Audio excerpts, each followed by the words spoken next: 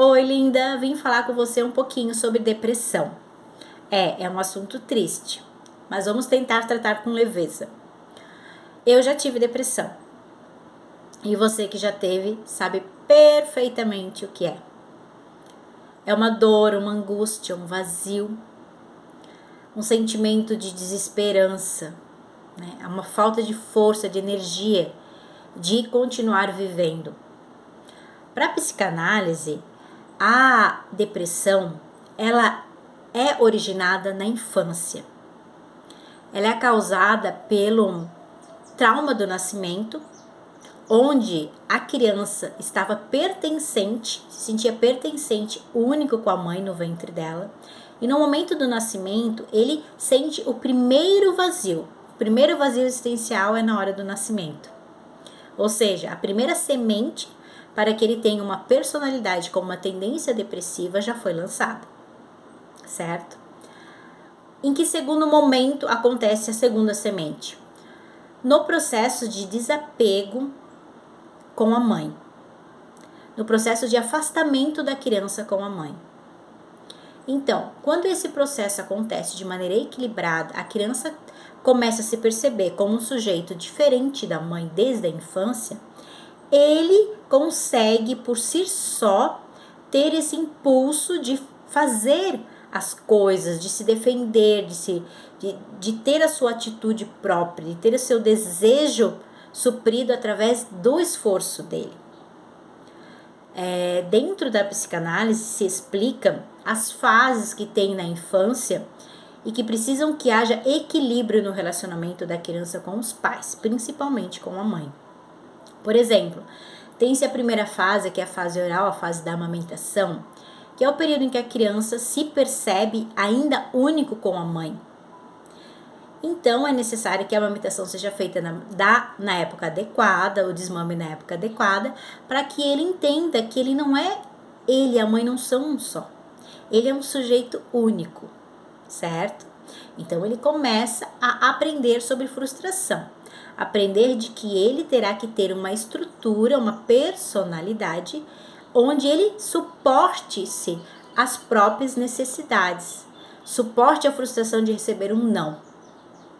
Depois ele vem a fase anal da criança, que é a fase que ele faz as necessidades dele na fraldinha, e por isso a importância de que haja o desfraude de maneira equilibrada, onde ali ele se percebe também como diferente e separado da mãe, e como capaz de dar conta das suas próprias funções.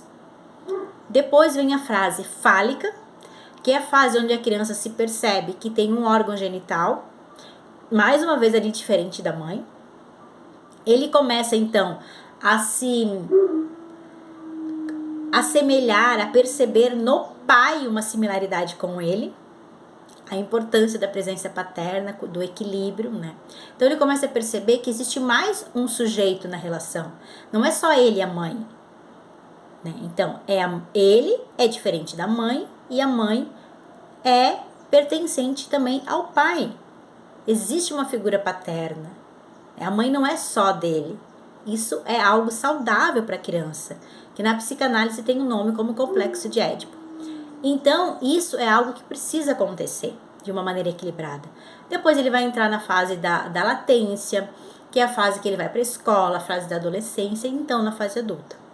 Como foi esse processo que a criança teve, vai fazer com que ele seja um adulto saudável, que ele não tenha uma predisposição depressiva.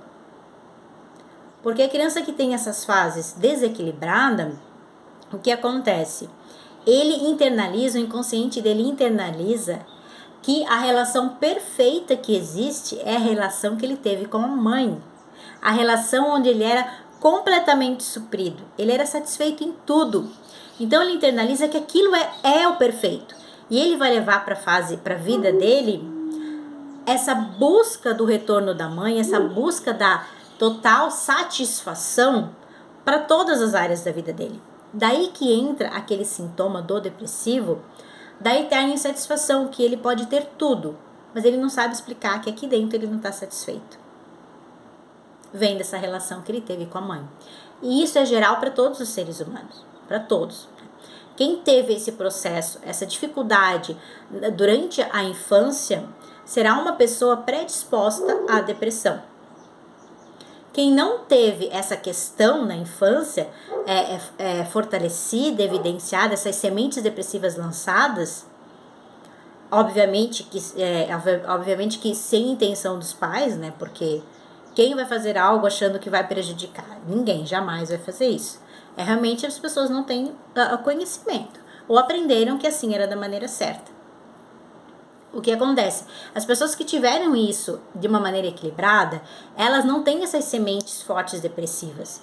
Então, são pessoas que não vão estar em busca de algo, que é o retorno da mãe, aquela satisfação total. Eles não estarão em busca disso, porque eles aprenderam, eles desenvolveram o seu próprio eu, eles desenvolveram a questão de eles irem buscar. Então, eles não vão estar buscando algo que na fase adulta nem eles vão saber o que é, porque o inconsciente apagou. Então, eles não serão eternos insatisfeitos.